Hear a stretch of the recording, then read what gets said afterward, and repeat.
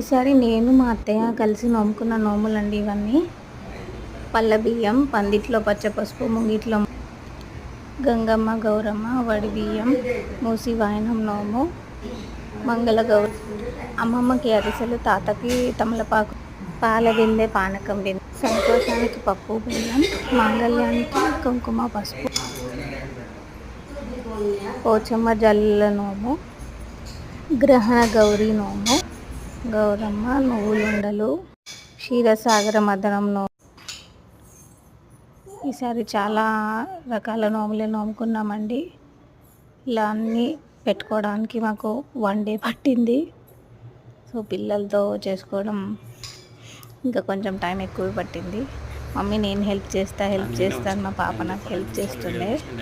ఇవి చాటలు, దానికి పసుపు రాసి ఓం అని రాసుకోవాలి. ఇది మమ్మీ డాడీకి ఇచ్చేది, ఇది అమ్మమ్మ తాతకి ఇచ్చేది అరిసెలు.